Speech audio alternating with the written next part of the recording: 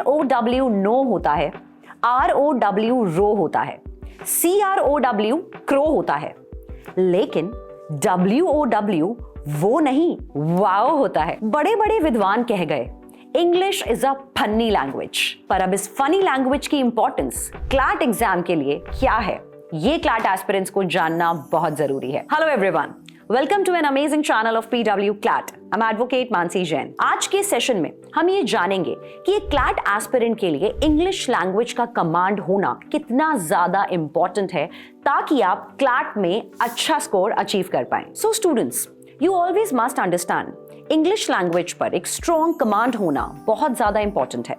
If you have a command on this language, तो आपके CLAT के पेपर के 5 सेक्शन में से 3 सेक्शन काफी स्मूथली निकल सकते हैं। That is your legal reasoning section, English section end of course logical reasoning section. एक आइडियल स्ट्रैटेजी जो इन तीनों ही सेक्शन में वर्क करती है जब भी आप किसी भी क्वेश्चन को टारगेट कर रहे होते हैं, वो होती है number 1, you need to grab the understanding of the passage आपसे क्या कहना चाह रहा है, क्या बोलना चाह रहा है, क्या नॉलेज आपके सामने लेके आ रहा है, क्या फैक्चुअल पीस ऑफ इंफॉर्मेशन आपको दे रहा है, ये सब समझना बहुत ज्यादा क्रूशियल होता है। Second is to apply the knowledge on the given questions that are there and third is to crack that question. तो अब इस सारी मेथोडोलॉजी में जो हमने डिस्कस किया, यहां पर सबसे ज्यादा इंपॉर्टेंट रोल है इंग्लिश लैंग्वेज का। तो अगर आपको पैसेज ही समझ नहीं आएगा तो आपके क्वेश्चन सॉल्व नहीं होंगे, क्वेश्चन सॉल्व नहीं होंगे तो आंसर नहीं निकलेगा, और अगर आंसर नहीं निकला प्यारे तो नेशनल लॉ यूनिवर्सिटी मिलना मुश्किल हो जाएगा। तो इन सारी प्रॉब्लम से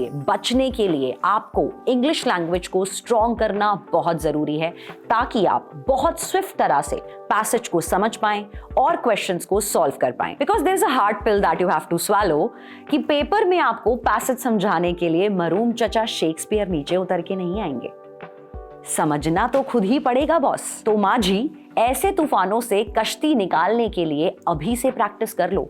तूफान आने का वेट क्यों कर रहे हो, क्लैट वाले डे का क्यों वेट कर रहे हो। ऑन दैट नोट, क्या स्ट्रैटेजीज होनी चाहिए जिससे आप इस लैंग्वेज पे अपना कमांड अच्छा कर पाए। Number 1, you have to enhance your reading areas. यहां पर आपको ये हैबिट डालनी है कि आप नॉवेल्स को रीड करें, आर्टिकल्स को रीड करें, एडिटोरियल सेक्शंस को रीड करें, specially from the newspaper the Hindu. Word power made easy is another important book जो आपको कंसिडर करनी चाहिए ताकि आपका वोकैबुलरी सेक्शन भी एनहांस हो सके। Aeon essays is another website जिसके थ्रू आप अपना रीडिंग एरिया बढ़ा सकते हैं। तो इन सब स्ट्रैटेजीज का ध्यान दें ताकि आपका इंग्लिश लैंग्वेज पर अच्छा होल्ड बन सके। Because let's agree, English is definitely a global language और क्लैट आपके ग्लोबल स्किल्स को एनहांस करने के लिए ही इस लैंग्वेज को टेस्ट करता है।